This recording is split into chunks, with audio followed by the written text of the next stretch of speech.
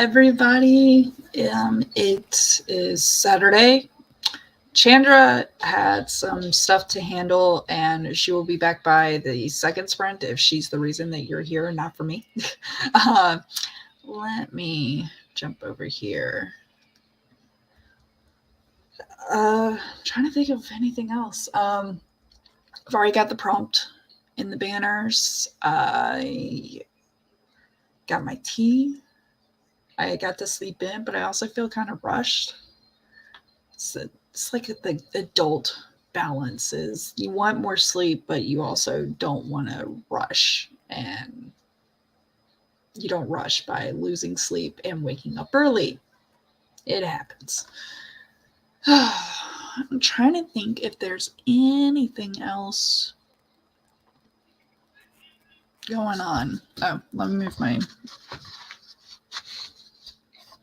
mic because I gotta turn on my computer fan to make sure that my computer doesn't overheat while I stream.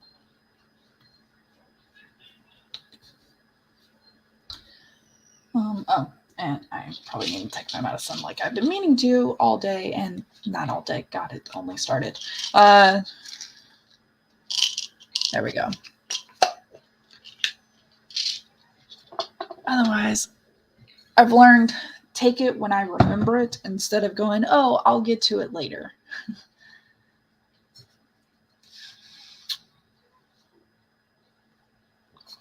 I hate the powder or like a piece of medicine disintegrating on my tongue. So I always put water in first and then I put the medicine in so I can handle it because it's disgusting otherwise. So I'm going to go ahead and share with you the prompt. Chandra will be back, I promise. The prompt for today, episode 112. It feels like we're moving faster. Now that we've gotten over 100, I feel like I'm flying through these prompts. But the prompt is a lucky break. The words to include are city hall, feminist, myth. Let me make sure. Yeah, myth. Interpreter, maverick, raccoon, radiant, scram, off switch, and logic. I have some ideas of where this could go. I'll even just let you brainstorm a little bit. So the ideas are that it could, I was thinking of so because the word feminist, I was thinking women's rights and kind of a historic retelling. But then I was also thinking of how would I put this? Thinking of well, shoot, I can't even think of what it's supposed to be. Oh, I was thinking of like a switcheroo. What if women were in charge and it was men fighting for their rights? I was thinking about that. Then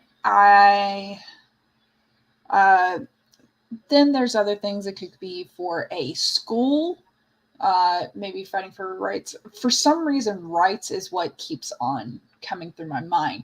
But lucky break, in that title alone, I was thinking more of a kind of a casino betting situation where somebody is trying to just make ends meet, and they go, you know what, kind of like that golden ticket situation where Charlie has his like single shilling and he gives it to buy a bar of chocolate for a little treat, and it turns out to have the golden ticket. Let me see. Oop. I'm getting notifications.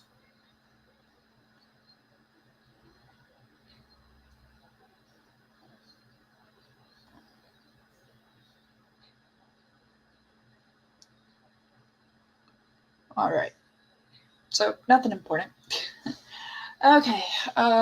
But there is lots of angles that this could go, and I'm wondering which one I'm going to go with. Oh, in other news, so Fractured Lit is doing a flash fiction. Actually, it's micro because it's 100 words or less. But Fractured Lit is doing a competition, and it costs $20, and you can submit up to 3 stories. So that means 3 different versions of the words of a story, actually, that kind of focuses on breadcrumbs. That's a theme. So, and I think they really want you to go outside Hansel and Gretel and make it, and not even do a retelling, but kind of like another vision of that, because everything of into the woods was in quotes, breadcrumbs in quotes. Like it I got the idea. Hey Chandra, no problem. I will be your partner in crime anyway. You got the getaway car, you just forgot to take me with you. But yeah, Fractured Lit is doing the Mico-Fiction, where you pretty much, you can submit for $20, you can submit up to 3 different versions of the same story under the theme of breadcrumbs. And that will be closed. It just opened March 27th. It will be closed on March 30th. And I will post in the chat the link to it. Mom. Yes, Spencer. You won. Good job. Fractured Lit.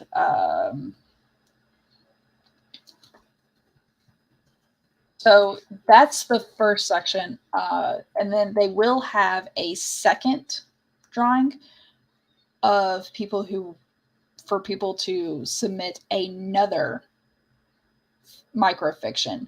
And that one will be free to submit. This first round costs $20 to enter. The next one is, if you're selected from this first round, you will go to the second round, and they're picking the top 40 people, and they're going to have 72 hours to complete another flash fiction, and then potentially have a winner. So kind of cool. And right now my internet is going slow. All right. Fractured Lit Micro Fiction Contest. Yep, there we go. So, and it is submitted via Submittable, by the way. All right, I'm copy and pasting the link in here. Here you go, dears. And I think that brings us up to where everything is. Now I shall share a timer and allow us to start the sprint. I got a 30-minute timer. If we need to take more, it's okay today, because I didn't talk as long as normally Chandra and I do together. Oh, wait, actually I did, because it's 8:40. So let's go ahead and start that timer. I got it already up because I did plan ahead. I just got to share it. All right.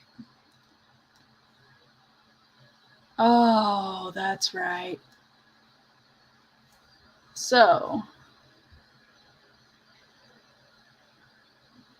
hold on. Open link in new tab.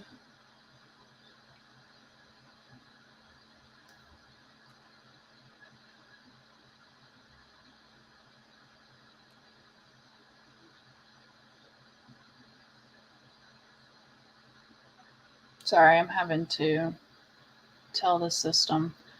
Oh. Okay, I'm going to jump back in this stream. I absolutely promise. I will be right back. Morning, Rachel Adams. I'm about to start the timer. I promise. This stream is going to be by itself for a second. Be right back.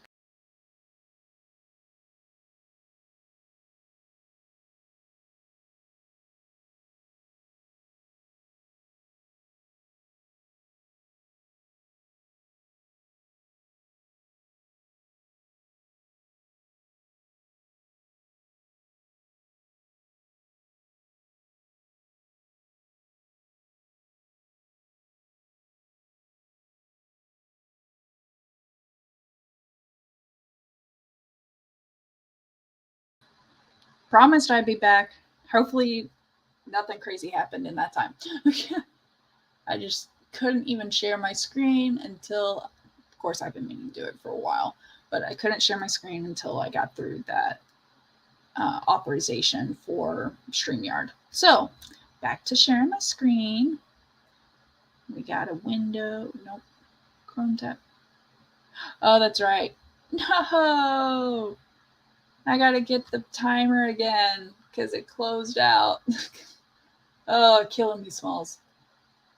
Okay, let's see here. Where is... Luckily, I got a timer list. And that was my most recent one. Start it over, full screen. Let's get this going. We got it. Okay, screen 2, share. And we are ready to go. In 3, 2, 1. Happy productivity. Enjoy the flash. Join me if you can. If not, it's okay. And if you want your story read out loud, you can DM me on Instagram and I will give you my email so that you can send it my way. So let's get this started.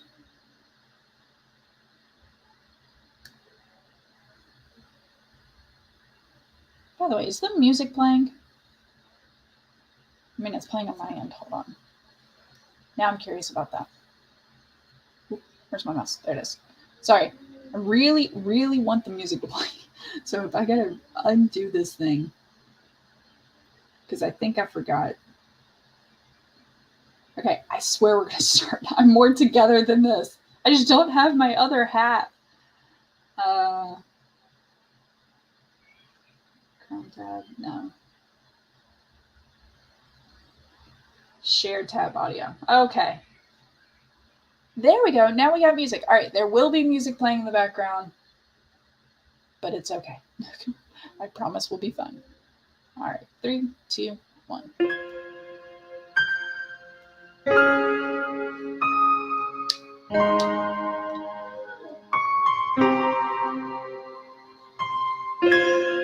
I swear I'm okay.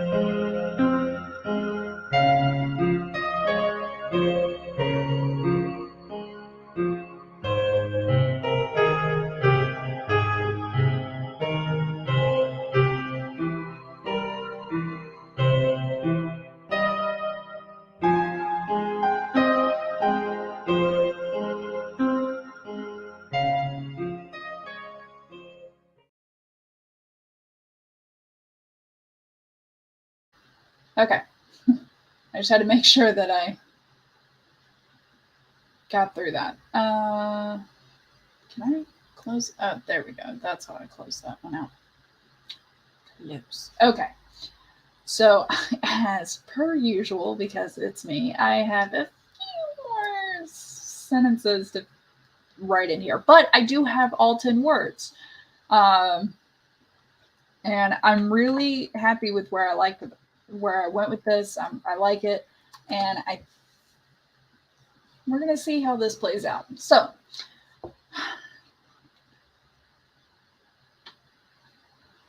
all right. For those who weren't already silent,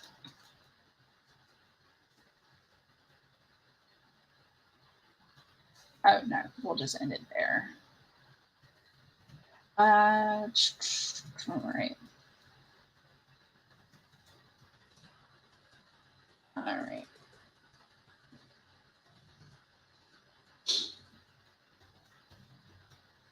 I'm typing in the last few lines. Women emerge from the doors, open doors.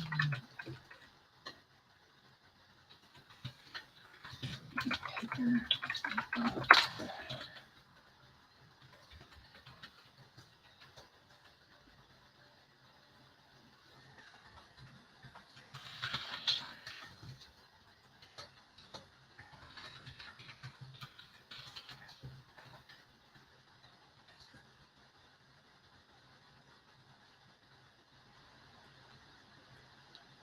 I'm going to have to look these numbers up later, but it's okay in this fictional. All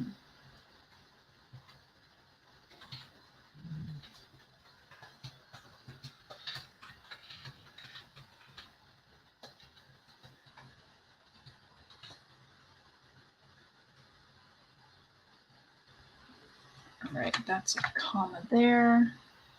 That's a period. I'm being a little finicky, I guess, with my points here, but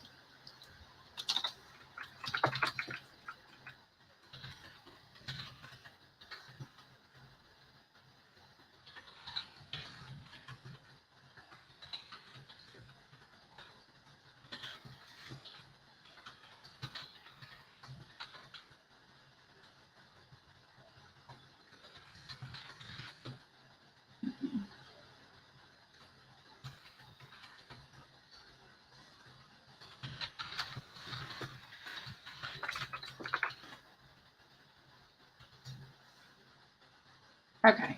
I didn't finish exactly how I wanted, but I think it will work.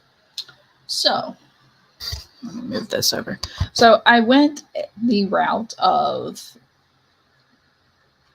what if men were fighting for rights versus women and how that would play in. So, I'm going to just go ahead and read it and then we'll talk about it. On the steps of City Hall, the men gathered. Seated silently, the men sat in rows to allow others to safely pass through the protest. Some women were seated in the group, defying any logic from the women across the street. The feministic group chanted, "If it isn't broken, don't fix it," and "Who will raise our children?" Reporters stood off to the side, some from other countries, and needing an interpreter to interview protesters from both sides.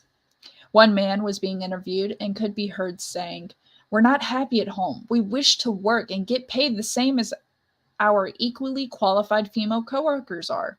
Some would call this a maverick move, but to us," he motioned to the silent protest on the steps, "this needs to move from myth to reality."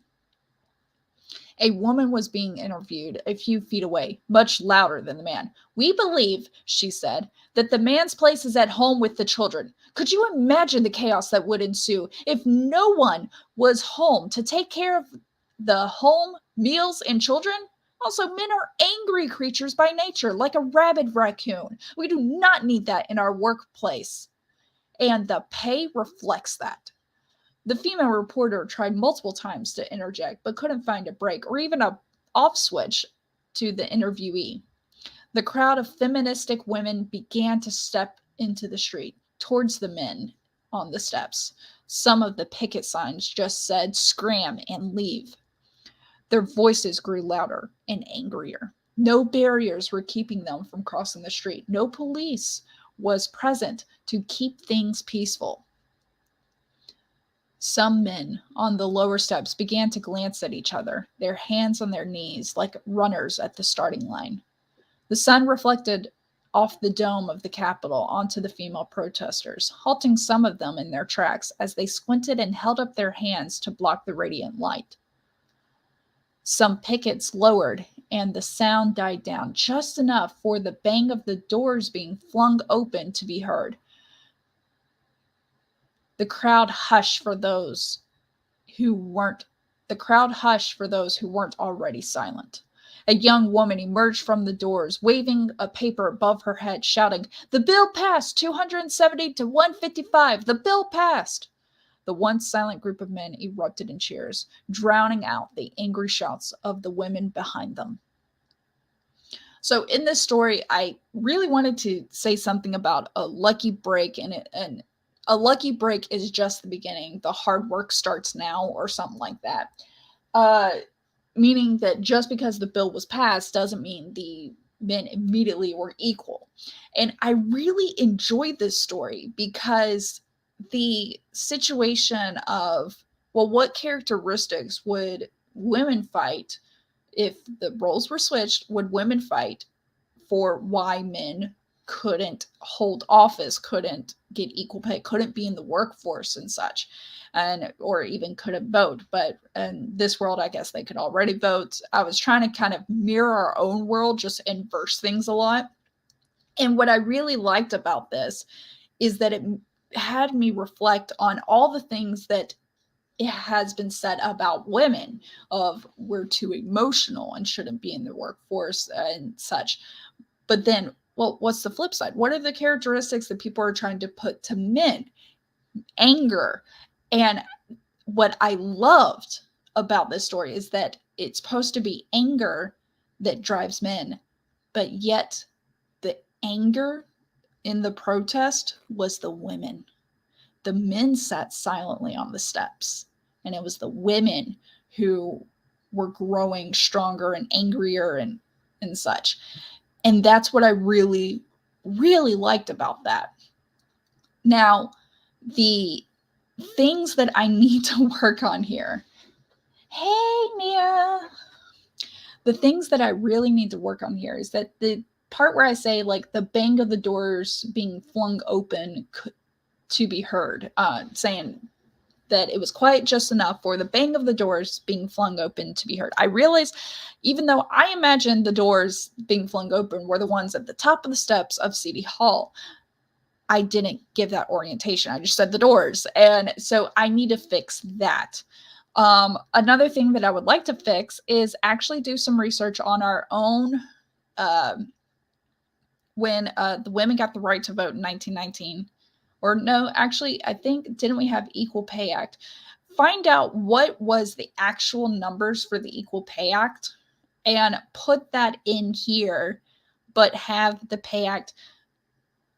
I mean, obviously, it's men fighting for equal pay versus women. And I really enjoyed that reverse. It was really fun. Parts that I think I did well on was putting the anxiety of these women were like an angry mob stepping off the sidewalk, and now we're heading towards the City Hall steps. And I think I created that anxiety through talking about there was no barriers, no police. Some men on the steps are starting to like look at each other and, you know, and putting their hands on their knees ready to bolt like runners at the starting line. On then the sun reflecting off the dome of the Capitol was just enough to halt the mob because it kind of blinded them. I think I had that angst and such. The one thing that I don't really like, and I'm wondering how I can change it, but I think it's also because I actually had it as one of the 10 words, is off switch. I ended up, I hate that I had to use it in the sense of a female, because usually when we think of male versus female and an off switch, we end up attributing that to, I'm going to lower my camera a little. We end up attributing that to, oh, there's no off switch on a woman, you know, and I hate that I had to apply it to a woman here because I was really trying to flip stigmas on their head for, to kind of counteract or give the other side of if men and women were switched. And I hate that this one stayed. I wish this off switch was applied to men. Because if anytime people talk about a mute button or an off switch, they're always talking about women in this day and age. Okay, I'm using ultimatum or absolutes here. So not always, but usually if you were thinking off switch and mute button, it's applied to women. So I really wish I put that over on the men's side, but I wasn't able to get everything in there. I think I was able to flip enough on their head, and I'm hoping for anybody who reads this on their own that they get the sense of this is like an alternate universe of what if men had to fight for their rights. And I made sure to not just switch the genders and keep the stigmas, like emotional stigmas of staying at home and versus working. I wanted women to have the attributes that it's associated with them and men to have the attributes associated with them, but the roles be switched. Maybe I conveyed that. I don't know. That's the struggle when you're kind of going, doing an inverse, is how much is inverse. You don't want one thing inverse, such as just gender. And then the columns stay the same on emotions. But at the same time, you don't want everything to switch over because then, I don't know. It's not a full switch when you do an inverse alternate reality thing. But hey, at least I got all 10 words. I think there are definitely some things I would change. I ended up writing, let me see how many.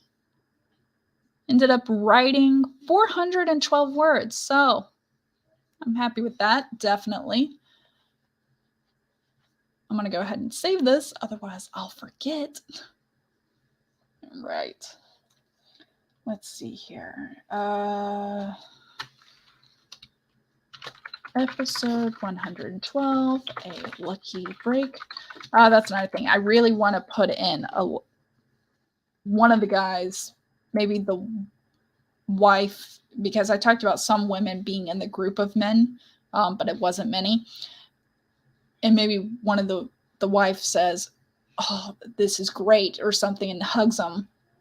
And maybe it could be like, we can make ends meet now or something, that being a hope. And that's why in this particular couple both of them wanted men to work. But maybe the man replies with, well, yeah, this is a lucky break, but now the hard work, it starts of, the paper, kind of like the idea of the paper means nothing. We have to hold them to it. We have to do the semi-annual audits, or like every other year audits. We have to, like, maybe that's what's needed to be done to see the records. So I don't know. It's different things. Okay. So now I'm going to open up my other document, writing prompts. And hopefully by the time I am done picking out a few words and such, Chandra is online. Not the end of the world if she isn't. Totally understand. All right. I'm going to hide that one because we don't need it anymore.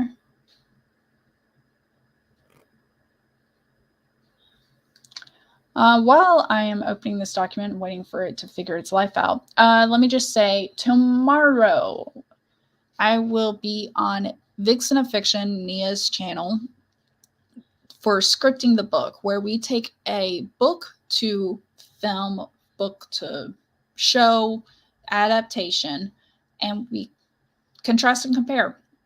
That's what we do between those situations. So we've done Hunger Games, we've done Princess Bride, we did Twilight, we did Dune, and we're starting to get into the realm of liked it and didn't like it, where it's not even just liking the movie and hating the book or vice versa. We're like actually on the panel, people have different ideas, and I've been really enjoying that. Bridgerton was really fun. But tomorrow on Nia's channel at 12 p.m. Eastern is scripting the book for Devil Wears Prada. And where am I at? I've been listening to the audiobook because it's the only way that I can move really fast through books these days. And I swear I had the Devil Wears Prada. Chandra, you're here. Good morning. How are you? I'm good, dear. Hello, fine folks. It's hard to ramble. I apologize for my tardiness. Yeah. So, out of curiosity, you're fine. Did you get hear my story at all? No. I almost want to read it again, but at the same time, I also want to keep on a timeline here. What was I doing? Oh, it was just me. So I'm 77% the way through The Devil Wears Prada. I got 3 hours and 19 minutes left on that thing. Ooh, I've been reading Pieces of Her.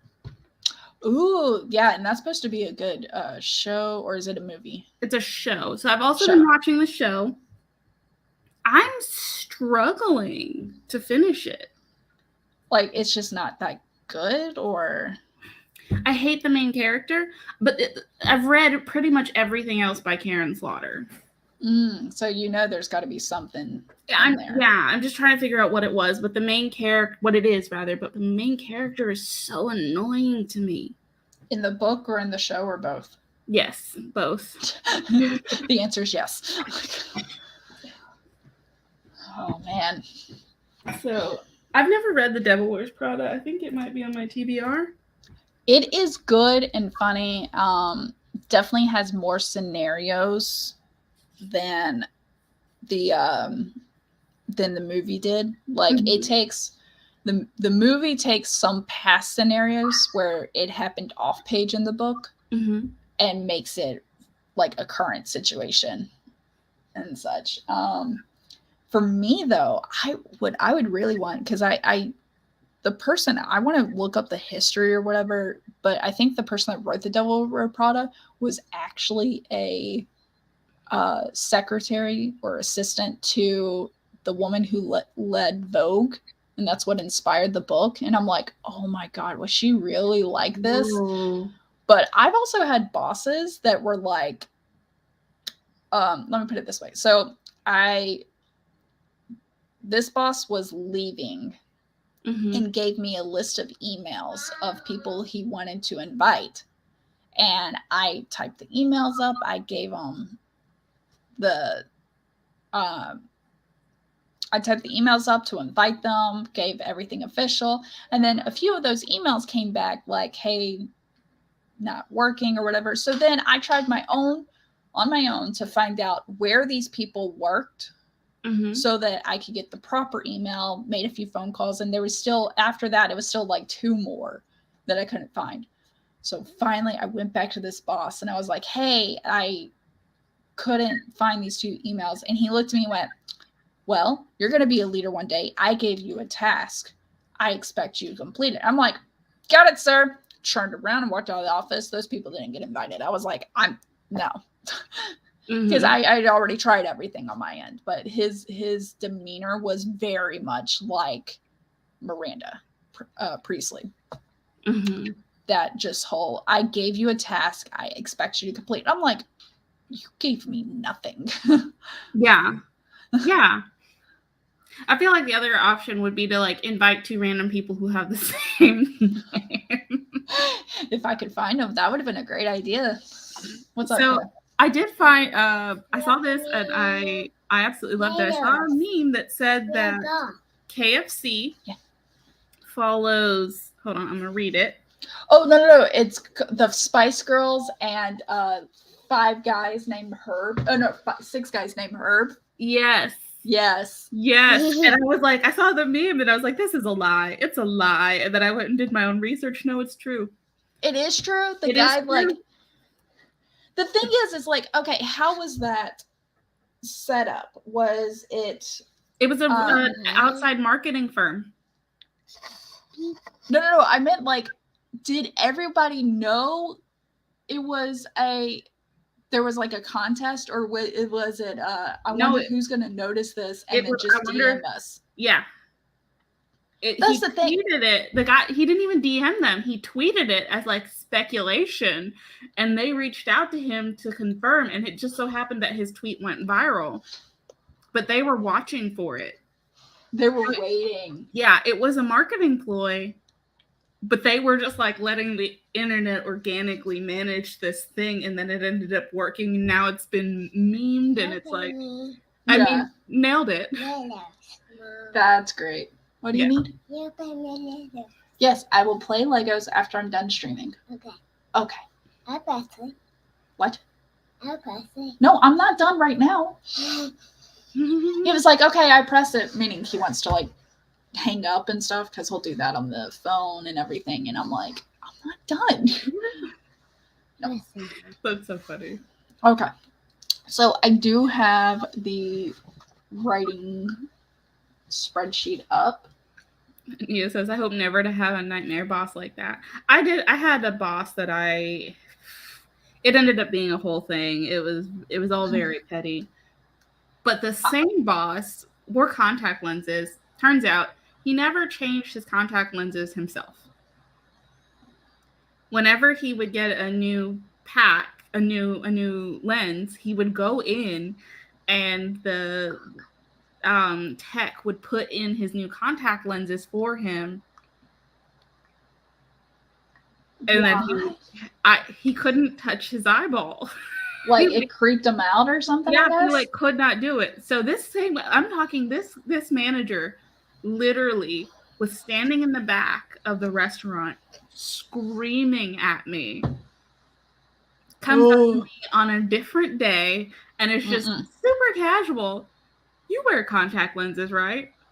And I'm like, yes. Yeah. And he's like, come here. And I'm like, did he seriously ask you to? His contact lens had fallen out while he was at work and he got it. And he couldn't put it back in himself. So he found me, the only person on shift who wore contact lenses, and asked me to put his contact lens in for him. Oh my God. Did you do it? I did. Oh, bless you, you saint. I was a really good person that day. No. Oh my God, you should have won the lottery. That's your good deed. He never gave me a hard time about anything again. That's okay. That's good because like some people are like, no, that's not my job. And I'm like I had a job where I would get phone calls for like random things. And even though it wasn't my job, I would like, let me help you find the answer. And stuff. And in my career field, we call it feeding stray cats because sometimes they'll come back because you were helpful, but also sometimes they'll do you solid when you need it later, you know, or lay off you if it's your boss or something like. Yeah. I mean, I'm definitely one to feed stray cats, but I also feel like later on when you go on to other things, those people remember how. I feel like it's a reputation thing. Like I cared very deeply about my reputation, making sure that I come across like, I mean, human, but at the same time helpful. Like that's what I would want people to think of me as. Yeah. Rachel, it was like that. It just, there was two things about that. One, the audacity to ask me. But two, the fact that he realized what kind of person I was and that I would still help him, even though he'd been really horrible. Yes. So it's like, so you knew I was like, a good person and you were still so mean to me? What was that, Mom? Dude, you don't need this microphone. Yeah. Oh, yeah, he didn't. He did not. And I was actually quite surprised. I was like, you really, like, you have some audacity because I'm literally about to put my finger in your eye. It's like a kill them with kindness situation, because if you kill them with kindness, I truly believe that if they are still an asshole after that, then like it makes them look bad. Yeah. And you just look even better. Yeah. And he did. It just, the whole thing, like, it was one of those things though, like, this happened. I'm not going to be mean to you again, but we're never going to speak about it. It's like the situation, because to me, I mean, it's not as extreme, but let's say it was a situation where like somehow magically you and him wore the same pants or something, and he like had a really bad situation where he messed up his pants and he had to come to you going, do you have an extra pair? And you're like, yeah, I always have an extra pair in my car, no problem. Here, like a really embarrassing like actually thing. I'd have God. Where I ripped my pants. It was like probably 15 minutes before we closed or before I was supposed to leave work. Yeah. And I was like stocking the candy. And I squatted down to get some candy out of the drawer. Mom. And I just heard the rip and I was like, Mom. So I went back to the office and it was actually him in the office. And I was like, look, I don't care. I'll stay at work either way. But like, I was like, hey, I ripped my pants. Can I go home now? And he was like, you ripped your pants? I'm like, yeah, do you want to see? And he was like, no, you go. Oh, God. So I've been watching, you trying to tickle me? I've been watching it's like Teachers on Break stream or whatever. I get their clips. And one of the clips was this, he's trying to tickle himself now. One of the clips was this teacher who overheard a girl talking to a male teacher going, I bled through my pants. Can I please go to the bathroom? Like, it was like an extreme situation, or like go call or no, she wanted to go to her car to grab and like coverage and stuff like that for extra pants and underwear and everything. And the teacher was like, no, you can't. No, like, I'm not gonna have you go to your car. And then she overheard it, the female teacher. She goes, I'm going to interject. Yes, go take care of that. And he goes, and after she leaves, he's like, why did you do that right in front of the student? She's like, I normally wouldn't interject, but did you hear her? He's like, yeah, she wanted to go change her into yoga pants or something like that for softball pants, her shorts. And she's like, no, she bled through her pants. Like, she had to correct him. Like, did you hear her? I have situations like that, and honestly, I didn't care. So I would be like, I would be grotesque about it, honestly, especially with, like, and for my background, a lot of times the guys didn't necessarily know what you were talking about or understand why it was important, and they'd just be like, can't you just wait to like hold it? Like, sir, that is not how this works. Yeah, it's funny. I feel like when we teach health, guys don't pay attention in the class because it's early in life. And they're like, why do I need to know this? I can't play with you right now. Yeah. I will play with you when I'm done with my stream. I got one more prompt and then we can play, okay? No, pinky promise. Give me your pinky. There you go. Okay.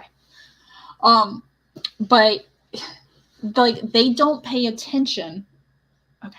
They don't pay attention in health and what happens. Like, I need somebody, I think, to hold up a like liquid of like, we can go blue to not scare them, because if it's tinted red they'll freak out, I'm sure, but just blue, like food colored water for how much a girl on a heavy day could have, and then a pad, and just pour it on the pad and show them how quickly it can fill up. Like, here's the scenario. When a girl says she needs to go, this is what we're talking about. Yeah, well, but also in Dobby, will you stop? So it's not just me getting bothered. Okay. in my school, they didn't have that. And even what we had was called Purity Week, and it was separate. Yeah, I went to a Catholic school, and the closest thing we got to health, well, in public school, we talked about, hey, you're going to get your period like around 5th grade to the girls. It was like, hey, you're going to get your period. And it was like, okay. It took me many years to get there. Some girls were like, I'm already there. And I'm like, what the hell? You got the memo early. Yeah. But so that occurred, but I don't think guys ever got that. And then 5th grade for guys, they don't need to know that yet. But I feel like guys should know it at least around. I feel like if they have sisters, they already know something. If they have sisters, but they know what happens, they don't know how and all that. Like, I bet they still don't know details. They just go, oh, it's this week, I'll avoid her or something. And I've had to explain it a surprising amount to people as an adult. And I'm like, I'm fine with that, but like, yeah. Somebody should have told you. Yeah. I read some story. I swear we will do a sprint soon. I read some story where it was this guy. Oh, it was talking about relationship fails, like when you decided to break up with the person and you knew it wasn't gonna work out. This guy was she was trying to explain to him the I think we call it the pink tax and stuff, which makes sense. There's also taxes on condoms too, as well. So I make that argument, but condoms are a choice, whereas tampons are not. I've had this discussion multiple times on both sides and everything, trying to play devil's advocate. But she was trying to explain pink tax and how women have to spend more. I mean, if you give in to social pressure, it's makeup, it's nail stuff, it's hair stuff, it's tampons, pads, like, and stuff. And the last part there, that's not a choice. Like, because even if you are the person who has an I would call an obscure like cycle and everything, and so you actually maybe only have 4 a year versus 12, it would still be difficult because you're probably having to go to the doctor more now because of this imbalance and stuff, and so on and so forth. So she's trying to explain this to him, and he goes, well, God, you get like one box and that lasts you the whole year. And she goes, what? No. Have you seen the one where they talk about how many to send to space with the astronaut for 30 days? So they're like, would 100 be enough? These are NASA scientists. And like, that just reinforces the stigma of, like, first off, male scientists, like, in a nerd field, air quotes or whatever. But, like, I mean, you gotta, I feel like if you are an expert in your field, you have to be a nerd in that field. Like, you got to enjoy and find love in that field. Like, I nerd out in my field. Because especially when I have what if conversations. But it just proves that if you're like really focused on a field and you're nerding out on there, it kind of reinforces the stigma that you don't know the opposite gender, and jokes can be made from there of if you've ever been with the opposite gender. Saying that for males, because females, even if you are a lesbian, you still know. Yeah. Now, if you're a gay male, then you don't know, and I give you a pass completely, because then you also don't have to learn. But if you adopt a daughter, that's true. If you have a daughter, if two males have a daughter, you better learn quickly. But I feel like if they get a daughter, they would learn. They would be open to learning. Well, I was watching a thing, and it was a lady. She was born without a uterus. Oh yeah, I think I've seen stuff like that a few times. So I mean, it's not a 1-to-1. I mean, I think that really is a great example of how complex sex and gender are. Yes. Well, people had the argument of like, and I don't want to go too political with this. I just want to reiterate what people have said Mhm. and the counterpoint to it, but it was people were saying, well, a woman is someone who has a uterus, and it's like, well, what about after someone has a hysterectomy then? Mm-hmm. What does that mean? I'm like, first of all, worry about your own parts. Yeah. Figure that out. And then, like, as it becomes important to you, educate yourself. And the as it becomes important to you part is you adopt a child, or, you know, this is impacting somebody that you care about. Other than that, though, it's really not your business. Yeah. I mean, and if anything, I feel like the easiest, best thing that anyone can do is to just be open to be corrected. Like, let's say your chosen pronouns were they. And I was like, oh, Chandra, yeah, she's great. And you were like, Natalie, they. And I'm like, oh, sorry, sweetie. I mean, they are great. You know, and like, if I'm open and receptive to that feedback, if I were ever to say the wrong thing, or at least preemptively search, because now people are putting it on their Twitter of chosen pronouns. Discord, I think, has it now too. Like, it's listed. I don't have it on my email now because I had to redo my signature when I moved, but I had it on my email signature for a while. And I mean, I get, and in my career field, we finally came out that you can have it, which is good, because for my career field, it's like 80% male. And I've known girls who have the name Ryan and Michael. And they get called Mr. And I get I'm called sure Mr. it's annoying as well. And I'm like, no, but good try. Yeah. For me, I've had people call me sir, but it's like a knee-jerk reaction. And I was like, you had an 80% chance of being right. It's fine. Let's go. I like how you're not even like, it's not even 50-50. It was 80% chance. Seriously, I looked up the statistics of the people in my field. Like, it is 80% male. So it's fine. Good times. But yeah, I saw this another TikTok where it was a teacher showing how she explained childbirth to students with a ping pong ball and a balloon. Yeah, and she squeezed the top versus squeezing the bottom. Oh, yeah, yes. I mean, that was I'm an adult, and I feel like I'm pretty knowledgeable on those subjects, but that was eye-opening to me, like, just to have the visual, and I thought that I was like, that's genius. I love that. I've had kids, and I was still going, oh. That's what happened. But also when the ping pong ball shoots out, I was like, yeah, it doesn't happen that way. It's not a situation. I mean, it's for some people. For some people. Yeah. Anyhow. Okay. Sprint. Words. My first sprint, your second.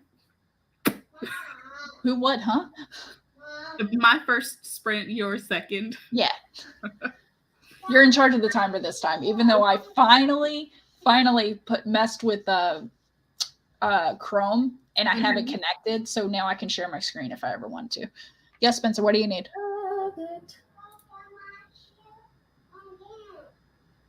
Okay, I told you I'll play with you in a little bit. I got a sprint, and then we can play. Okay. My son, he's rediscovered. We had this game like a while ago. Oh, hey, look, Stitch sighting. That's Stitch. Yo, hi, buddy. Dobby, they like to look out the windows, stare at the squirrels, get upset that they can't get to them. Either way, but my son, we had the game, and I actually think we had the game for my daughter. It was it's Lego Jurassic World, so it's Jurassic Park, Jurassic World, and it might even be one other game of like the second Jurassic World or something. So I don't know, but it's like 3 of the Jurassics in there. But it's Lego. And so you got to collect all the Lego parts and stuff. And my son, get out of there. You don't need to mess with that. Press circle. Upside, my son knows circle, X, square, and triangle. Nailed it. Yeah. There you go. Important shapes. Yeah, totally. But he really wants me to play. I played with him over 6 hours yesterday. And he got upset when I said I was done. And he wants me to play right now. Get out of there. Circle. Bobby, I'm gonna need you to take a Circle. Oh God, I give up on that. All right, he's getting upset. But yeah, he wants me to play again. I'm like, after this is done. So. Oh, right. I need to sign up for your beta. You should put a link in the chat, but I need to sign up for your beta reading. I tried to do it from my phone and it would not let me. So I still have the link though. I'm gonna do that. I gotta grab the link and throw it in chat. It's a sci-fi Project Parallel. There is a. So I realized there's a suicide warning. I was just about to ask if it was YA, but nope. Hi Barrett. Good morning. Someone brought up, they're like, hey, if this is supposed to be YA, and I was like, I don't think it should be. And if I might need to make some changes to make it more adult. So I guess that's some feedback you can give me. You know, I was thinking about that because I also write adult fiction, and I was like reading thrillers by Karen Slaughter, reading my own work. Primarily, I feel like in the AuthorTube community, it is YA or kidlit. I don't know how adult my adult fiction is. And how would you gauge that? Because I've read some other new adult fiction on YouTube or AuthorTube. And I'm like, that I wouldn't really classify that as being, as being adult, you know? And how, I'm curious, how do y'all quantify that? What do you think? Yeah, I still question what's adult because so I have aspects of death in here, and there's some broad, like what's the meaning of life type stuff, situations, but I don't know if that's enough to call it adult. But at the same time, like I don't have anything sexual, like, and I don't feel the need to throw that in there. It's more of these like deep conversations. But then also, let's put it this way, like Disney will put out a kids movie, but it actually has a deep meaning that you'll get when you're older too. So and there's even YA books that people read as adults. Yeah, and I guess that's where I'm like, I'm trying to figure it out. Yeah. An adult to me is characters that are 18 to 22. Well, and there's a thing, like character age can't always be a signifier, because like look at the movie Winter's Bone, where it was Jennifer Lawrence's like first film. She was, I think her character was like, might have been 16. Yeah, like 16 or something, and she had to cut off her dad's hands. So definitely adult film, not adult film. You know what I mean? See, yeah. Now I want to go back. I started it and I never finished it, and now I want to go back and finish it. Yeah. But Barrett's saying off to college, first job, stuff like that. Yes. So what they're doing, definitely. Whereas me, like, so I had this, so I got my other manuscript, Therapy Sessions, and that is adult. And then Couples Session is going to be also like a dark romance and also adult.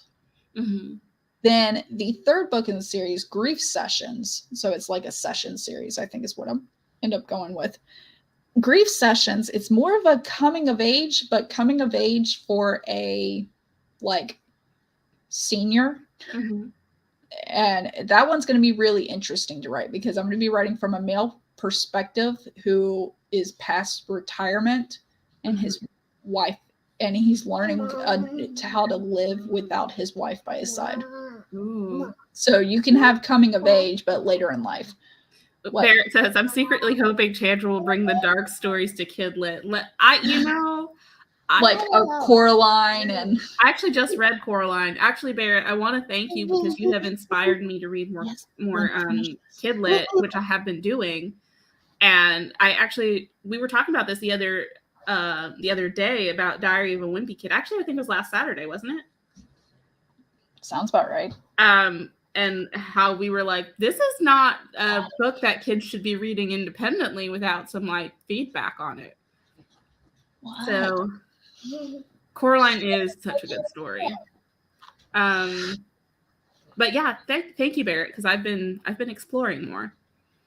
I was wondering about that with my Pirate Dreams book. I feel the characters are 22 to 25, make it new adult. Yeah, I guess it is a... Well, and then that's a fantasy world situation of like, if it's fantasy or historically where you don't have college age kid, like college at all or something, you know? Oh my God. Chandra, can we switch? I'll take a cat hopping into my space over my child shaking my chair. You win today. Today is your day.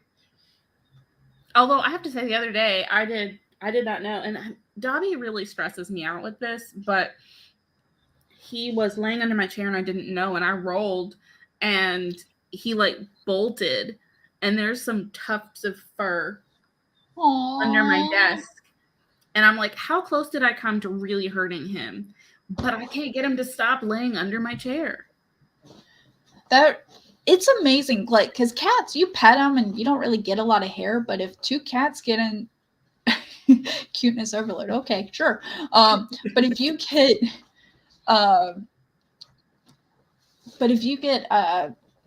like two cats fighting, you just see fur flying, and I'm like, is it just like ready and poised and ready to bounce off the cat? Like, I actually had I was pet sitting, and I had another cat that I was watching at the same time as Dobby, and of course he was very scared the first couple of days. Pretty much stayed under the bed, and I would just put some cat treats there in a little pile just to coax him to eat stuff. But once they got comfortable with each other, they would be like sprinting around the room, and there would just be tufts of cat fur just flying everywhere. And I thought that Dobby was like really hurting this other cat. So I like grabbed the other cat and like had him next to me and was petting him. And I was like, Dobby, no. And Dobby just hopped up on the bed and started licking Biscuit's face. And I was like, oh, y'all are playing. Y'all are having a good time. My bad. Like, I wasn't trying to... I did not read the room. But there were definitely tufts of fur flying. But I was talking to my vet about that. The vet said that one of the primary things that they have is with cats is having to amputate their tails, because they do get their tails damaged from not paying attention to stuff like that and being under chairs. So I try to be really careful with Dobby, and sometimes if he's being aggressively obsessive about laying under my chair, I'll just put him in his timeout room, especially if it's while I'm working, just for his own safety. Yeah. And he hates it, but at least I don't have to worry about him getting... Yeah, safety over enjoyment. Sorry, safety trumps. Yeah. Yeah. And I try not to, because he's got his chairs, he's got comfortable places to be, but sometimes he's just like, under your chair is where I live now. I'm like, you're such a bridge troll. He said, I read Diary of a Wimpy Kid before I let my kids read or watch it. We had to talk first. Yeah. Yeah. So I only watched it. I never read it. Like, what's... It is. I mean, I heard so much about it, and the kid is awful. He is the bully. I thought it was about a kid being bullied. In the book, he's the bully. Oh, okay. Yeah. He Oh, you love the series, Barrett? I wasn't sure if I was going to keep reading it, but I mean, that would encourage me to read it. But he was so mean. Like, he got his friends in trouble for stuff, or he allowed his friends to get in trouble for stuff that he did. And then he couldn't understand why they didn't want to play with him anymore. And he like always is like, this is why I'm right about that. And he is not a good friend at all. God, yeah, no, I hate that. Like, And it is a good conversation starter. I feel like if I was talking to kids about it, I'd be like, would you want to have a friend like that? Why or why not? Like, you know. Yeah. Luckily, my daughter, she has friends that sometimes aren't good. And so I have talks with her about it and everything. And like, you don't treat anybody that way. But also, my husband and I, multiple times we watch shows or movies or or where there's bullies, and I go, Zoe, there's two things.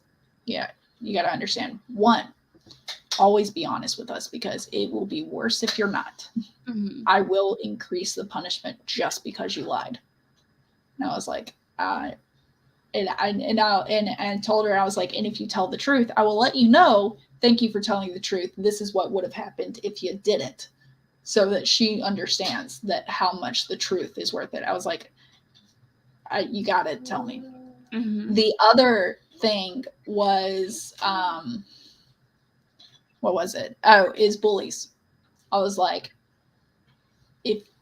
I told her, I was like, if we find out you were the bully, you're getting a worse punishment.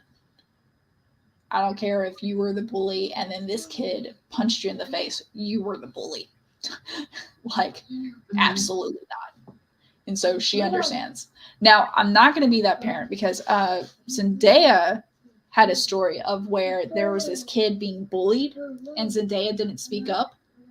She wasn't even a part of it, but she was like watching as a bystander. Her parents grounded her because they said you should have spoke up. And I was like, okay, I'm not going to go that far.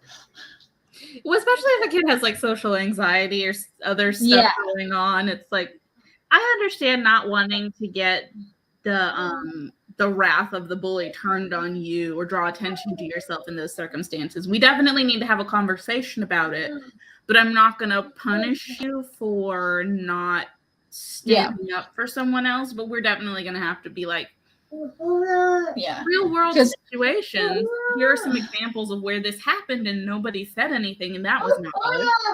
Well, because also I get trainings and stuff, or like talks and stuff about speaking up. Like if, let's say you see, and they always depict it as a man and a woman, and like the man's abusive almost, like maybe grabbing her wrist and she's trying to run away, is interject yourself, or maybe he's being verbally abusive. Mm-hmm. And there was a great conversation about that one time where someone said, what if I have my kids with me? And I was like, that's an excellent point. You want to set the example of like, this is not okay, but also you don't want to put yourself and your child in danger either. Well, that's because you can like get in your car and like call and report a domestic disturbance. I had by myself, like at my old apartment, I was parking I like drove in and like went through the gate, but like right on the street, right before I went through the gate, there was a couple there in the street arguing. And I think I'd even had to beat my horn at them to get them to move out of the street so I could drive in and park. And I parked, and they were still in the street arguing. And I like got out of my car. I have a long umbrella that's like a solid umbrella that I carry with me at night. So I had that in my hand. I had my purse and my keys in the other hand. And I like got out of the car. I had the car between me and them. So I was like, I was actually on the apartment side, and they were on the street. I was in the middle. And I turned around and I said, ma'am, are you okay? And he started to answer. I said, ma'am, are you okay? And I didn't, like, I ignored him completely. Yeah. And she was like, we're fine, we're going. And I was like, okay. Because she told me she was okay. And, like, honestly, it seemed like a situation where, like, she did something bad, no doubt. But she was, like, having to go at him. And they're in the street, and it was like, you know, he cheated or something. Like, I wasn't there to whatever, but there was no physical altercation. It was them having a marriage argument. And I was like, if she tells me she's okay, like, beyond that, there's not really anything I can do. They're not, you know, physically fighting. They're, you know, it's an argument. It doesn't need to be happening in the street. Yeah. And that's kind of where that went. But I was like, I'm not putting myself at risk in this situation, but also y'all are standing in the street having a fight, a verbal argument. So yeah, if it's public and stuff, you kind of have to interject. I've seen some crazy things. Yeah. I've heard of them, like like first person situation. Mm-hmm. Yeah, this story, Barrett, I'm like, what? Like, the Baker Boys sounds like a story series. It's also very funny because I knew the Baker Boys. Like, they were, I still know them, but it's funny. Yeah, there's always the Baker Boys somewhere. Oop. Yeah, that's kind of how fires go. I definitely, yeah. Oh boy. Like that. I get fires. I feel like every kid has like at least one fire related story. Yeah. Got grounded for a month. Jake was on my parents because I read so many books that month. Oh, Joke was on my parents. I don't know where I got Jake. But Oh. I get where they're coming from, but like my kid was the defender of other kids and he actually got suspended once because of it. Yeah, it's like that is frustrating, especially when you know sometimes the school doesn't do anything about it. I hate the mentality of there's a fight, everyone gets suspended. Which, I mean, yes, in a way that's annoying because then you get to hearsay, as that's a buzzword these days, where you get to hearsay and you don't know what the truth is, who started it, who threw the first punch. And so they just decided to punish everybody. But what I like is what Rachel says. She told the vice principal that the bus driver was not doing anything, her kid interjected, and so she took her kid to the movie. And I think that's a great thing because it's bad enough to get punished from school, and if your child, let's say your child was the bully, and they get suspended, I am all for also having a punishment at home, having like multiple sides. But if the school's punishing and you don't think they deserved it, yeah, sure, totally. Like, well, I think it sends a message that sometimes life isn't fair and sometimes doing the right thing has consequences that are not fair. But I still see you and respect you, and like ultimately good things happen when you do the right thing. Yes, it may not happen right away. Like it's going to be a like bad with the good situation. Yeah. Don't be mean girls. Yeah. I remember getting someone in trouble once because they were standing up for me. And I was like, no, that's not what happened. They were like standing up for me. And they were like, well, you should have just come and told a teacher. And it's like, y'all did nothing. Y'all literally did nothing. Please go away. Yeah.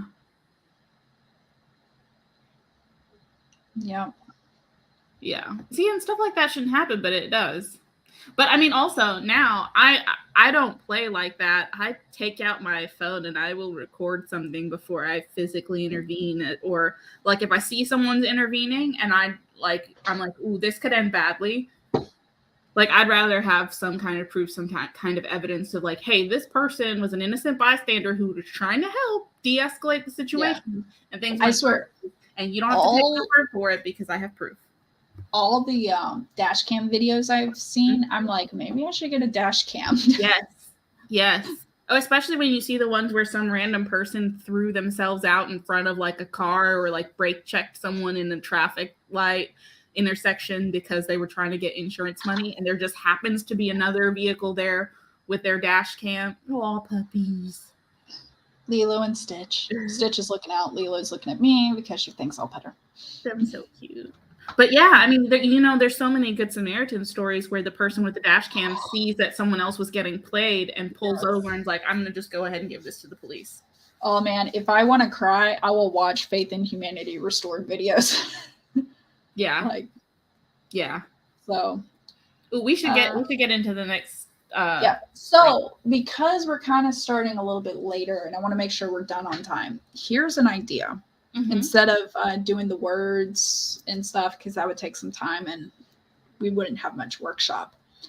So Fractured Lit, and I talked about this at the beginning of the stream, Fractured Lit has a micro-fiction series.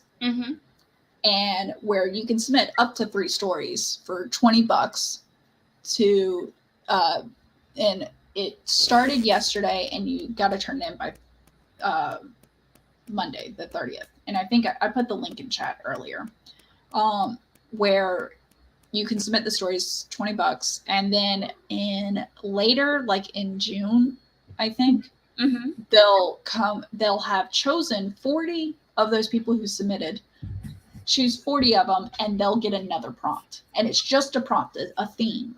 And this theme is breadcrumbs.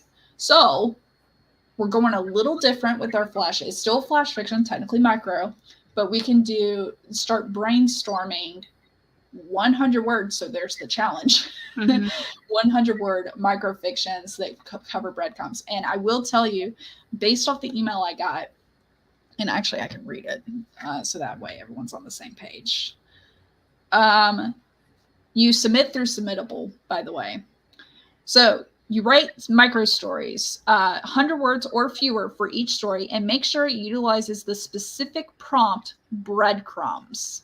Inspired by the fairy tale Hansel and Gretel. Ooh. We want writers to take us into the worlds old and new, to twist the feeling of... Oh, that was the controller.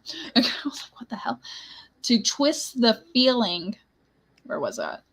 Twist the feeling of being lost and found, to plant the seeds of conflict and tension, to call their characters to act in surprising but resonant ways. Consider new ways of putting your characters into the woods of their stories, seeking innovative ways to find their way out of the trees.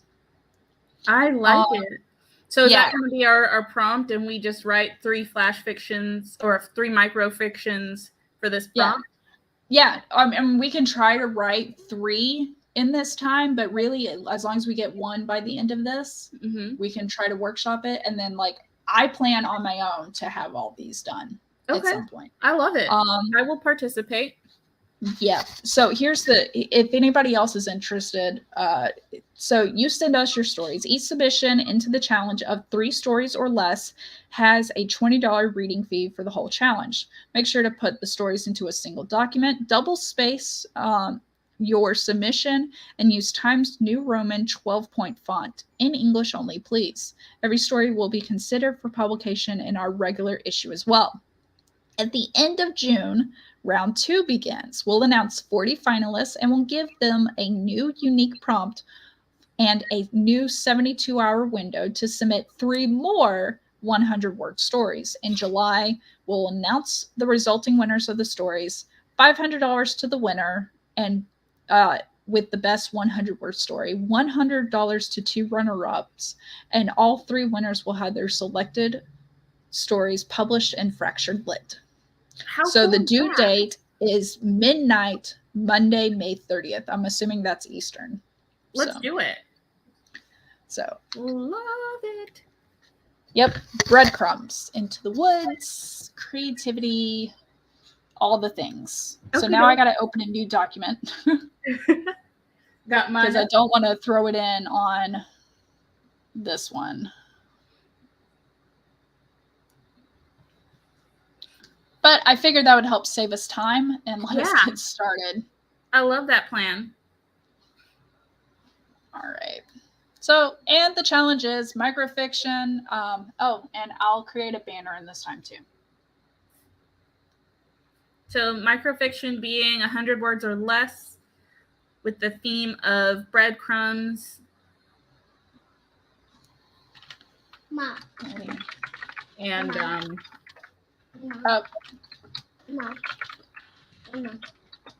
this sounds fun. I'm excited. This is actually a great new challenge as well. Yeah. Because I got the email yesterday, and I've been trying to think, and I haven't gotten there. So I think it's going to be a situation where I start writing just something, and then I'll go from there. And I've been toying with the idea of like where this is going to go.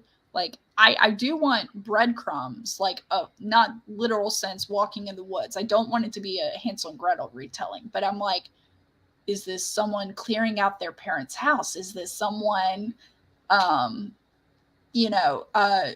maybe they have amnesia? Yeah. there was something like I've been trying to think, but nothing has stuck where I'm like, oh yes, I haven't had that moment yet. Yeah. So I have kind of an idea. I just like the idea that you get to write 3 different ones, because now I'm like, okay, like I can like 10 minutes a pop, but it's basically brainstorming because you'll at least have one to submit. Yeah. And I think this is definitely going to be a very rough draft starting out. So yeah, we'll figure it out. All right.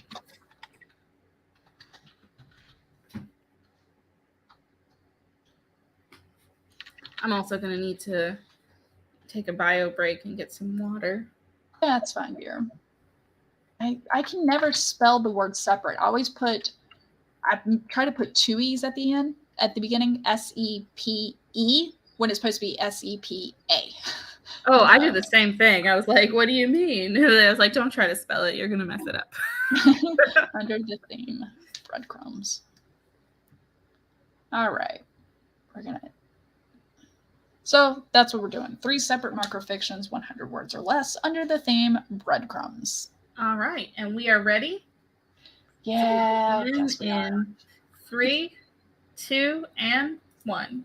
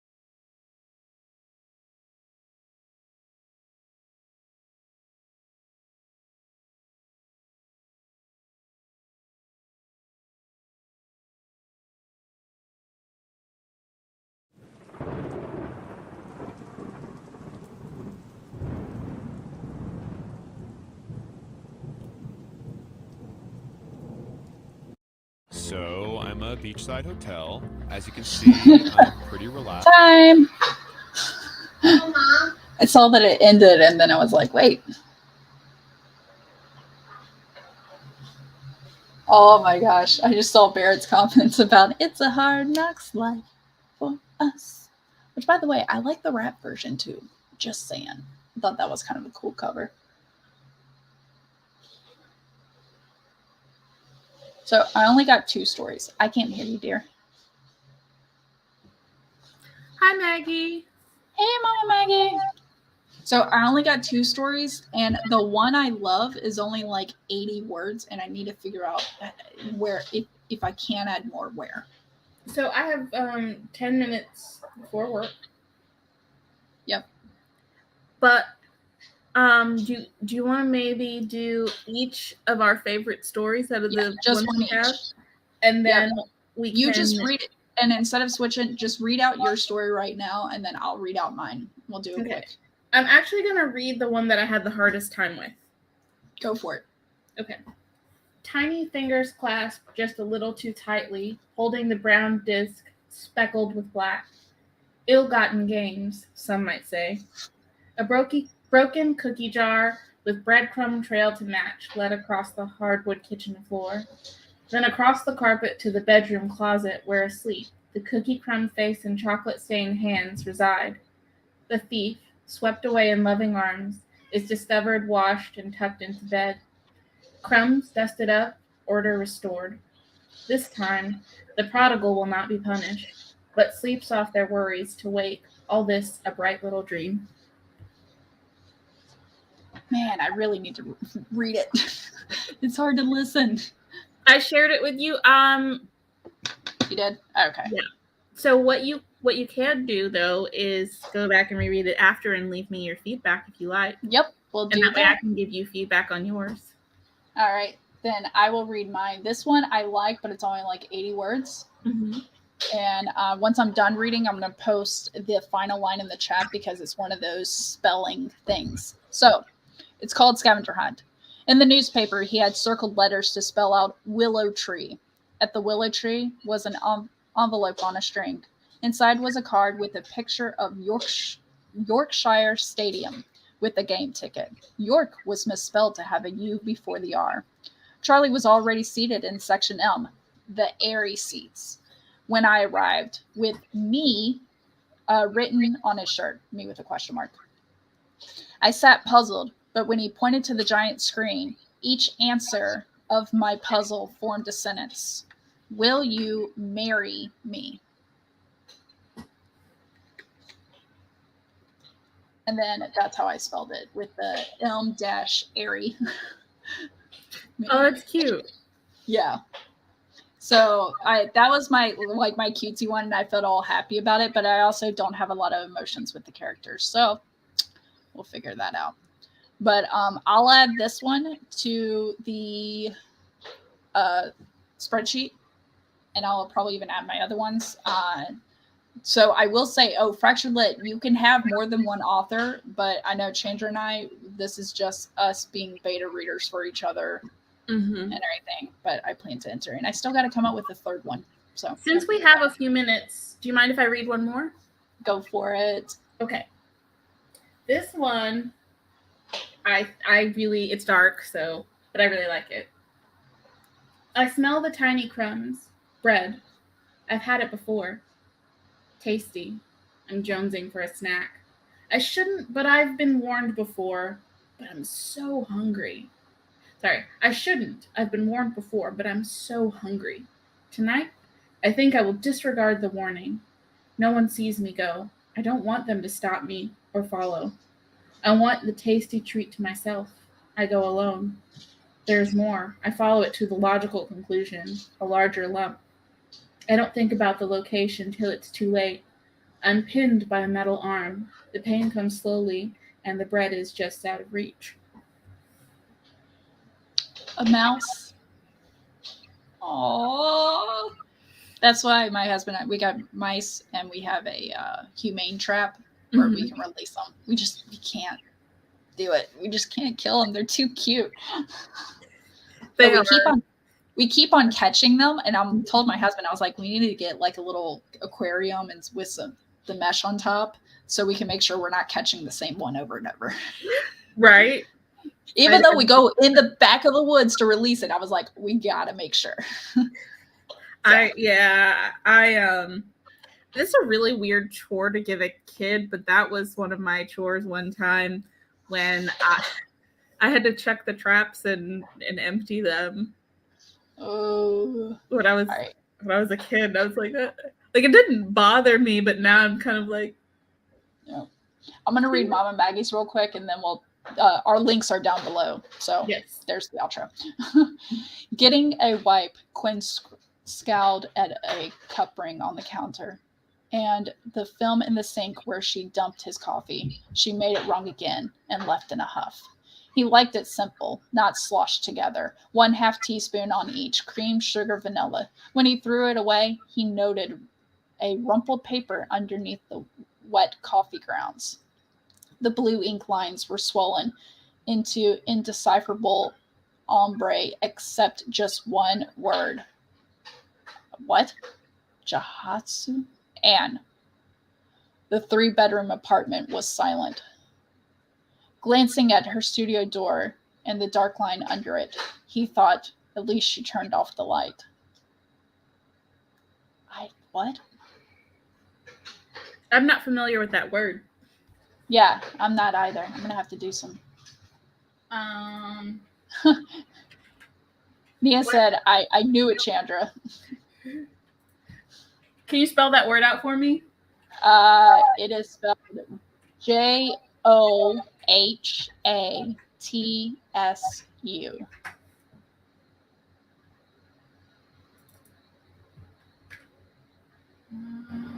Where does not go? Oh, hey, Jahatsu is the Japanese term for evaporated. Yeah. Refers to people in Japan who purposefully vanish from their established lives without a trace. Yeah. That is pretty cool. Interesting. All right. Well, with that, I'm going to have to bounce. I shared my third story with you, so if you want to read that, you absolutely are welcome to.